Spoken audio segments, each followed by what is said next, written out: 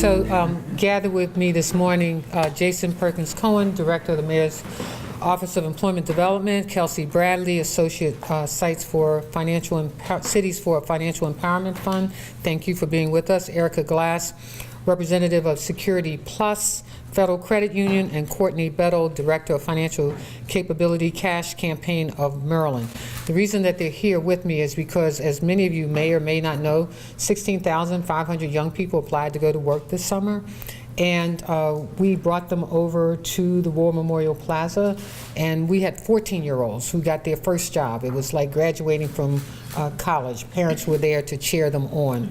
But what most folks don't know is that many of them, at least 1,000 young people from the ages of 14 to 21, opened up their checking accounts for the first time.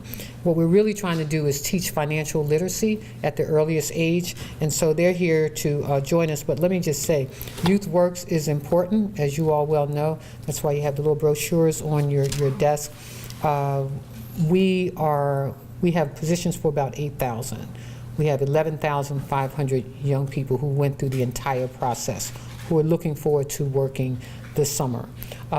Last year, I think we ended up with about almost 9,000 who had completed the process, and we were able to provide jobs for most of them. This is the highest number ever in the city. I remember when the average was around 5,000 young people that we were looking for jobs for. And we know that with all the activity that's going on in our city, the one thing we want to make sure we're doing is meeting the needs of our young people. Teaching them financial literacy at their earliest age is important. But again, hire, host, donate. And I was telling the story yesterday that I said to someone that we're about 3,000 short.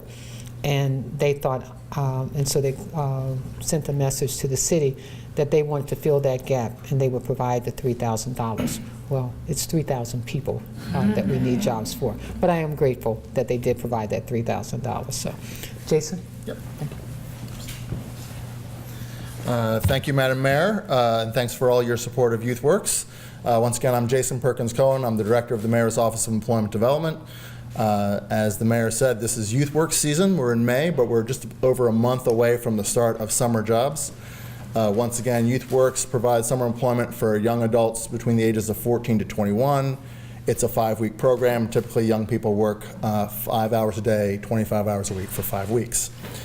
One of the great things about Youth Works, as much as we think of it as young people going to work, there's lots of other opportunities. And as the Mayor referenced, one of the things we've really embraced is financial empowerment, and we couldn't do it without the partners who are standing behind me, who you'll hear from in just a moment. It wasn't long ago, just 2 years ago, that we used to do what most cities do, which is we hand-delivered checks to all of the young people, so that's the way they got paid.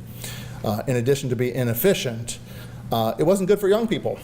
The great majority of young people that we know didn't have their own accounts and didn't have a good, safe way to cash those checks. It also left them with a lot of cash in their pockets, making it more likely they were going to spend all their money, which isn't always the best option. So last year, for the first time, we partnered with the Cash Campaign and Security Plus to offer a pay card, an Align card, so that young people could be paid on a card. They could use it like an ATM. They could use it in stores, and it really promoted financial empowerment. This year, we're doing that again, and we're really excited about it. The young people, I can tell you firsthand from the young people that were in our center, were really excited to have a card and learn about good financial behavior. But in this year, as the Mayor referenced, not only are we using the Align card, but we're partnering with Security Plus to help young people open up their first account, their first checking account. So again, this is a great opportunity for young people. We're so fortunate to have the partnerships we do, and I want you all to hear from them as well. So if I can bring Kelsey Bradley to the mic, she is the Associate for Cities for Financial Employment Fund. Hi, everybody. Thank you, Mayor, for having us today. Some notes. On behalf of the Cities for Financial Empowerment Fund, we're so thrilled to be here today in Baltimore. We're proud to have the City of Baltimore and Baltimore Youth Works as a part of a national Summer Jobs Connect initiative. The Summer Jobs Connect initiative, run by the Cities for Financial Empowerment Fund, impacts over 110,000 young people across 16 cities every year through financial empowerment. In its 5th year this year, this national initiative is actually connecting young city residents to more than summer employment, as we've heard, more than just paychecks, but with safe and affordable accounts and access to financial education and empowerment. Baltimore's program is really stand out. Their programmatic approach of requiring direct deposit, the opportunities through being paid with a pay card, and the elimination of paper checks is so important, and it's a huge attainment. It's vital to the empowerment that these young people need to kind of manage their own money and feel like they're owning it. Summer Jobs Connect and the youth that we work with through financial empowerment, they build agency and develop connections to their financial institutions at this young age, which is very pivotal. We did some research in our fourth year, 2017, and it said that over 85% of Summer Jobs Connect participants plan to keep their checking account with their bank that they opened initially with their first summer job. And Baltimore's partner, Insecurity Plus, who we'll hear from, is so important. The checking account offered with non-custodial opportunities, and the participants really get to own their own money in that way. It's so important. And we recognize kind of their strong investment in the youth empowerment in terms of financial empowerment and beyond just having a summer job. It's a pivotal moment in young people's lives, and we're so excited that Baltimore is committed to doing this work. Thank you. Thank you. Introduce. Yeah. Now I'd like to bring forward Erica Glass from Security Plus. Again, we could not do this without having an appropriate account for young people to have. So Erica, please join us. Thank you. Thank you. Good morning. It's such a privilege today to be a part of something with such significance. When I first learned about the opportunity for Security Plus to partner with YouthWorks, I was very instantly an advocate for the partnership because YouthWorks is where it all started for me. When I was a freshman in high school, I heard rumors that there was a program where you can get a summer job at age 14. So everyone remembers being a teenager. Everyone wanted independence. You were so excited. And so having a job and earning your own income for me meant independence. So I made it my mission to figure out how I could land a job at 14. So I visited my guidance counselor, and she told me about the YouthWorks program, and I eagerly applied. And as soon as I was offered the position with YouthWorks, I already started spending the $6.15 an hour in my head. So come the beginning of summer, and I started working at a local school assisting with cleanup, the dirty stuff, scrubbing graffiti off desks, getting gums from under the chairs and things like that. But none of that mattered because when I got my first paycheck, I felt rich. It was my money, and I was free to do with it whatever I pleased. But as much as I remember the excitement that I felt when I held the check in my hand, I also remember how lost I felt when I realized I didn't know what to do with it. And it's not that I didn't know how to spend it. Of course I knew how to spend it. But I was only 14. I didn't have an account to deposit it. And every check cashing place that you visit and every bank that you went to, they charged you a fee to cash your check. And I thought, there's no bigger ripoff than being charged a fee to get the money that you had already earned. Mm-hmm. So this is why the partnership that Security Plus has with YouthWorks is so meaningful. We're teaching our youth to be responsible young adults by instilling in them the importance of developing good work ethic. So we cannot fall short when it comes to financial empowerment. Security Plus has created a safe place for youth to learn to manage their finances, not dig themselves in the hole by being bombarded with fees. The credit union, it's not just an account to us, but an opportunity to truly exemplify what it means to make a positive difference to the Baltimore community. So those that are employed by YouthWorks today won't have to pay fees to access the money that they've already earned. And more importantly, they'll be equipped with tools to save and the guidance that they'll need through each financial stage that they'll encounter. So I'm very happy to see how the YouthWorks program has grown over the years, and I'm honored that Security Plus has and can be a part of leading the initiative. Thank you. Thank you. Of course. 2 years ago, when we first considered the opportunity to do something better, a better way of helping young people obtain their money, we had John Smeaton working with us who helped to organize this. But what we did was we knew we needed a local expert, and we're fortunate to have the Cash Campaign right in our backyard. And Courtney Bettle, we went with the Cash Campaign, who really gave us a lot of advice and a lot more, which she'll talk about now. So I'd like to introduce Courtney Bettle from the Cash Campaign. Thanks so much for having me here this morning. The Cash Campaign of Maryland, we are a statewide nonprofit that works to build the financial empowerment of all of our residents. We do that by offering a host of direct services, including free tax preparation, where we served almost 10,000 Baltimore City families this year with free tax prep services. But we also work across the year to think about ways that we can boost the financial empowerment of people through creative partnerships. And one of those is with the city and with the Mayor's Office of Employment Development through the Youth Works program. This is a really great example of leveraging the city's reach, the city's capacity to do more and better for all of our residents. And we would love to see this sort of model, this sort of partnership expanded across other city services. And so one of the ways we're trying to grow and deepen our commitment to financial empowerment and working with young youth this summer is through our Money Mentor program. We piloted this program last year. We had one Money Mentor, and this is a peer-to-peer financial education model. We're growing that this year, and so youth will be teaching other youth about how to manage their finances. A job is a start, but if you don't know what to do with that paycheck, if you don't understand payroll deductions, if you don't understand and start the good habits of splitting some of that and setting it aside for long-term financial goals at a young age, we all know where we end up, right? And so YouthWorks and this partnership is a really wonderful example of the city, private agencies, the financial institutions all coming together to think about how we can do more and better for our young people. So we're just thrilled to be a partner in this. We're thrilled to be at the table. There's more room at the table. There's more room, and we want, just like adults, to have options with who they bank with and what their who they get financial services from. We want our youth to have that option. And we want them to also own these accounts. Kelsey mentioned non-custodial accounts. This is actually a really important factor of these accounts. So Security Plus has taken the risk to offer accounts without an adult signing onto them for 16 and 17-year-olds. This is something that most financial institutions aren't doing across the city, but what this allows is the youth to actually have complete ownership and agency over these paychecks, and for them to have control of their money and to practice their resources. I heard anecdotally that kids were using their paychecks last year to buy Uber rides, right? They're using it to have more freedom. They are saving it for college. They're saving for long-term goals, and they're not just burning through this money either, right? They're having money set aside also for the long term.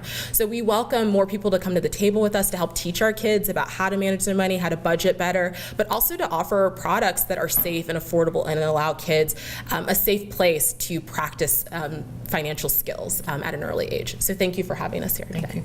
Well, can you spell your name? Bettle, Bettle, first name Courtney, Courtney. Thanks. The last thing I would just mention really is two things. One is on the money mentorship. Again, when you think about the city, what a great way to convey services, right? To employ older youth to help with younger youth. And I can tell you that the younger youth really responded to hearing from their peers who are just a bit older.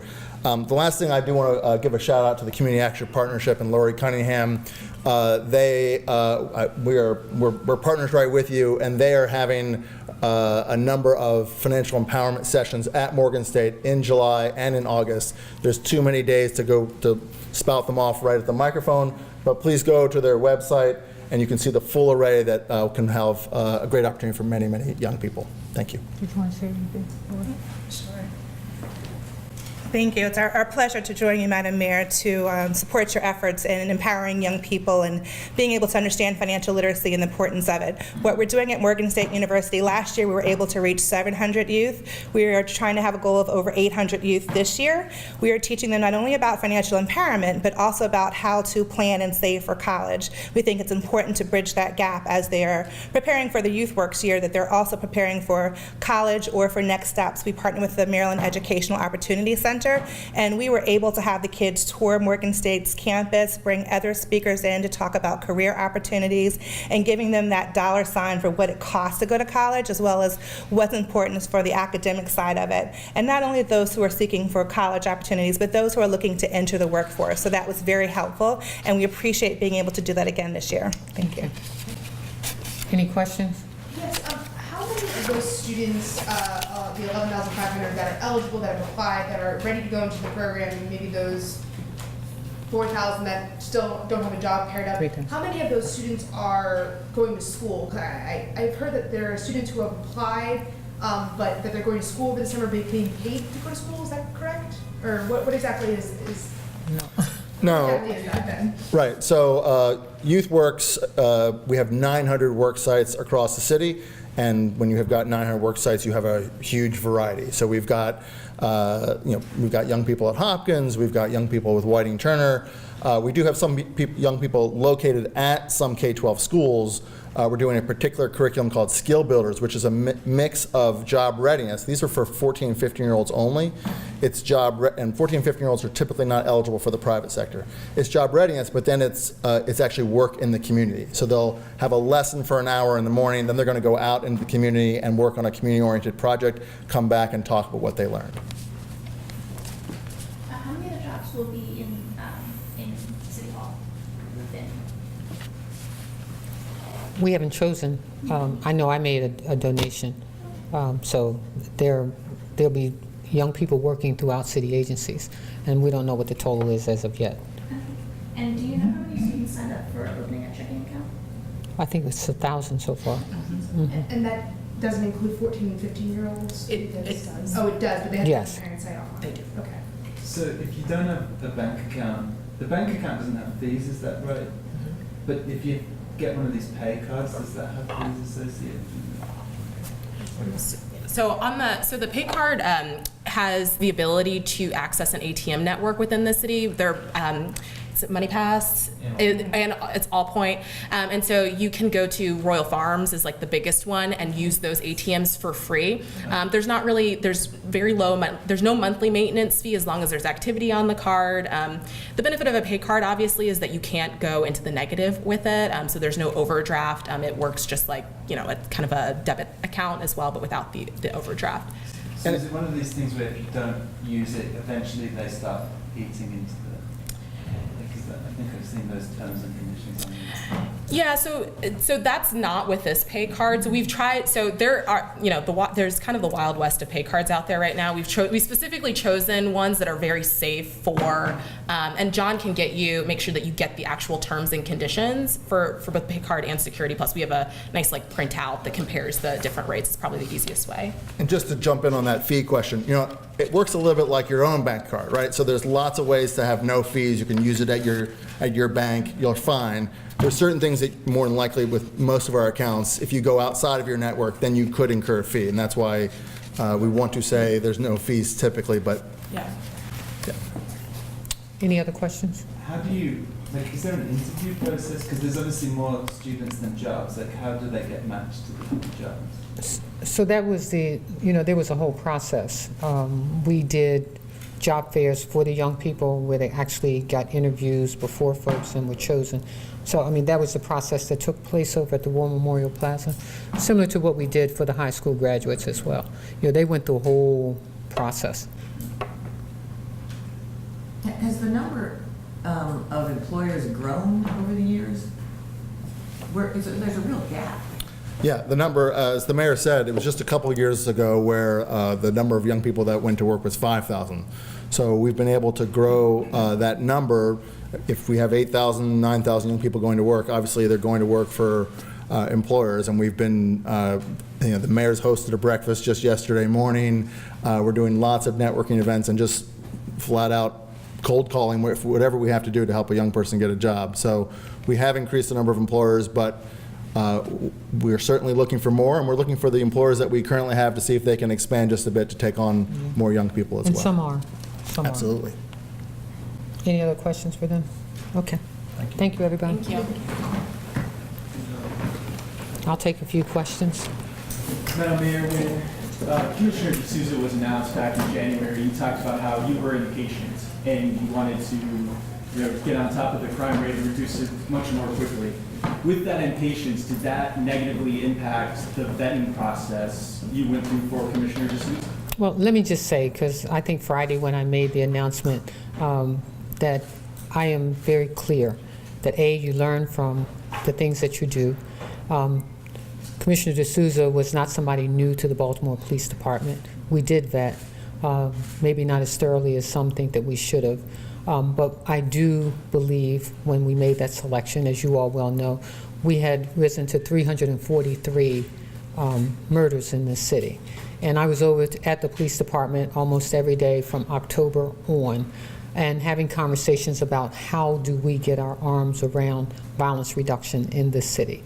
And I think you also know that in October, we began the discussions around the Violence Reduction Initiative.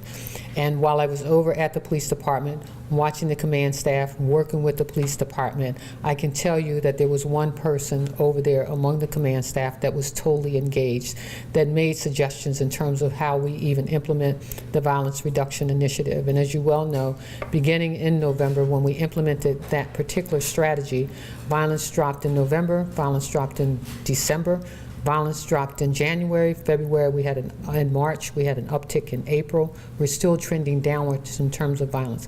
Yes, I'm impatient around the violence that is occurring in the city, absolutely, still focused on reducing violence in the city. And I think I mentioned to you then that the reason that people move to cities or move out of cities, two major reasons: violence and schools. We brought back $1 billion in my last year in the Senate. We're on pace to build more brand new schools in Baltimore City than any other jurisdiction in the state. And so I'm excited about that. I was excited to see those numbers go down.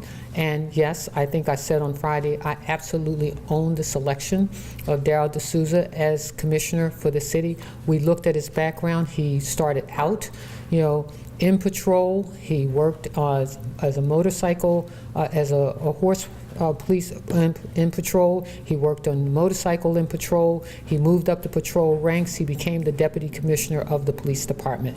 And I was very comfortable with that. We asked questions of Mr. D'Souza, and he answered those questions. And yes, we learn and we move on. We will have a national process moving forward, and we will have a vetting process as well. We've gone back. We've even looked at the statements, the forms that have to be filled out. We're adding additional questions to those forms, because even on all of the forms, there's not a question. I've asked presidents of companies and corporations where people ask you about your taxes. But again, I'm still pleased with the reduction in violence, and our focus continues. Mayor, looking forward, you said you're going to conduct a national search. Mm-hmm. There was a lot of confidence with D'Souza because absolutely. He was an insider for 30 years. So which way do you lean on this? Would you prefer to have someone from the inside, or would you prefer after this to start over with a clean, somebody coming in from the outside? Let me just say that doesn't preclude anyone who is in the police department or inside from applying even through a national search. I just want to make sure that they're carefully vetted, that we dot all of our I's and cross all of our T's. I think that we want to make sure that the next candidate for this particular position is well scrutinized. Do you know if Gary Tevil has thrown his hat into the ring? No, I don't know that. And are you concerned at all currently with him as acting commissioner? There have been statements about where he's living, not living in Baltimore City. No, I think if you all recall, even at the city solicitor's level, I mean, we've had individuals who served in acting positions and have served well, who are not living in the city. In order to, if you're appointed to that position, you have no choice but to live in the city. And he's So acting. obviously this is, there's a lot at stake at Baltimore right now. There's a lot going on. What do you say to city residents who are concerned that this episode with Mr. D'Souza raises questions about your administration's ability to make the sweeping reforms necessary by the federal consent decree? Well, let me just be real clear.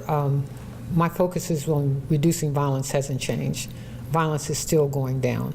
We're very focused on the consent decree. The consent decree didn't start with with Commissioner D'Souza. You know, the consent decree started when I walked in the door, and Commissioner D'Souza was not the commissioner at that time. We did in 60 days put together a consent decree that other cities took 13 to 14 days to put together. We put together a consent decree that folks said would not get signed by the feds, but it did. And so it is in place. And so we believe that the consent decree lays out a framework by which we scrutinize the operations of the police department moving forward. And we will continue to do that. I think that we have all of the tools in place, and I say to the citizens of Baltimore that we will work hard every single day and diligently to continue to reduce violence in the city and to get it right. And one other follow-up question. Is this a self-inflicted wound by your administration, or does Mr. D'Souza share some blame for maybe withholding some pertinent information? I don't have a great answer for that. You know, I say I own the selection of Darrell D'Souza as commissioner for Baltimore City. I watched his work. I'm pleased where we are in terms of reducing violence, but at the same time, I don't control people's personal lives, and we will ask those kinds of questions as we move forward. But what about the subpoenas financial that have been toll? issued Wait a minute. for additional records, for the subpoenas that have been issued to the city to produce additional records as it pertains to him, how concerned are you about what's down the road as it pertains to clearly residual effects of the gun trace task force case? That this continues to be this cloud over the city of Baltimore that just kind of hangs there. Well, you know, I think we are all concerned, but here's what we know. We have a consent decree in place. We have other investigations taking place as it relates to the gun trace task force. We are even examining what procedures we use moving forward as we look at the entire command force of the police department. Madam Mayor, what about the financial toll? You're paying out severance, of course, to Commissioner Davis. You've got to pay out unused leave for D'Souza. Now you've got to do a national search, which will cost money. What's the financial toll to the city for this turnover with the police? Well, let me just say this to you all. I mean, I'm not the first mayor in the world that's gone through this. These things happen, and you know, my goal is to make less mistakes as we possibly can to cost the city the least as we continue to move forward, but to make sure that we get the best. What is this, a severance? Well, you know, no. First of all, he's no, he's not getting But he's paid. not getting paid for anything, there's no kind of deal? No, not at all. No, okay. None at all. There is no deal. No. So on Thursday when the charges were unsealed, first you said you supported him, then on Friday you suspended him, then he resigned. Can you talk through like what changed over those several days? Like, did you learn about these subpoenas and that? No, let me just say, I supported Commissioner D'Souza's work, his work ethic, his ability to reduce violence in this city. And I think you all know the numbers bear the truth. You know, we're still trending downward. His ability to implement, I absolutely had faith in his ability to run the police department. I have no control of anybody's personal life or their finances. And so as this continued to roll out, we thought it was important for him to take a leave or to be suspended, and he did. And I think he made a decision in his best interest. Did you ask for his resignation? Yes. We received his resignation and I accepted it. Did you ask him to? I received his resignation and I accepted it. Have you talked to him at all? No. Are you going to be hiring an outside firm to do the national search? Well, we have, let me just say, we have sources that have helped us. We've done national searches, as you well know, that have not been costly. So as we begin to roll that out, I'll provide that information for you. I know, Madam Mayor, too, Ian reported about this ethics exemption so that you can raise funds. I mean, I guess ultimately, why can you be trusted, I guess, to have this ethics exemption and be able to raise these funds without? I'll let the city solicitor answer that, but let me just say, last year I had to raise close to about $16 million for young people to go to work. And this city is cash strapped, as you well know. And, you know, $5 million dollars for new technology all came from outside, as you well know. When you think about ROCA, another $10 million that we were able to raise, and it's something that we do because we have a cash-strapped city. When you think about opportunities like this for young people to work, when you think about, if I could get everybody to bring a bulldozer up to Park Heights or down Monroe Street or any of these other streets, and to help us to fix this city, if they are willing to step up to the plate, I'm willing to accept those opportunities. And so I'll have the city solicitor answer that, and thank you all. On behalf of the mayor, I'm in a very good dialogue with the Ethics Commission to hopefully get their agreement that the mayor herself, together with the Baltimore City Foundation, can be trusted, must be trusted to do what's right by the city. And you can easily imagine how programs like the one you just heard about, the Youth Works, could actually enhance the quality of life in Baltimore City if additional revenues were available through the Baltimore City Foundation, donations given to that foundation, to support the city's work. So there is no reason, it seems to me, as the mayor's lawyer, that the mayor should be distrusted to do wrong in her efforts to improve the life of youth, those suffering from substance abuse, those suffering from behavioral health impairments, those needing recreational opportunities beyond what can be provided with the general fund of the city. So I'm very hopeful that my continuing conversations with the Ethics Commission will result in what we're calling an exemption for the mayor herself, so that she can obtain additional revenue for the city through the good offices of the Baltimore City Foundation. There is no question about transparency. The foundation, of course, will be audited, independently audited. The foundation, like all 501c3s, files their federal tax returns on a regular basis, and so I don't think there's any concern about a lack of transparency if the mayor is awarded this waiver. It's a waiver that could be obtained on a case-by-case basis. So all we're asking for is a waiver that is broader than a case-by-case waiver in the particular areas in which I've spelled out the concerns to the foundation. Judge, can we ask you about the, what you're kind of looking at as you now know more information about what the feds are looking at with the former commissioner and what they may be looking at going forward. Internally in the city, as it looks at the Baltimore Police Department, have you begun an examination of anything to try to get ahead of another shoe to drop? No, we're doing exactly what the mayor said. We have ramped up our vetting process. We are continuing to focus on the fight against violence. I have, as you all know, this morning, the Board of Estimates approved the Memorandum of Understanding with the Fraternal Order of Police. So we're going forward with that. So we're proceeding in a very positive way. We're not focused on what the feds are doing. They're doing whatever they need to do, what they should do. We're focused on the city and the people in the city. Are you asking commanders in the police department to produce information that might be something that should have been part of the vetting process, or you now think should be part of the vetting process? The vetting process will be expansive. I'll leave it at that. One question about the vetting process. So I know you spoke to the Baltimore Sun the other day about steps you were taking to beef up the vetting process, as you're saying.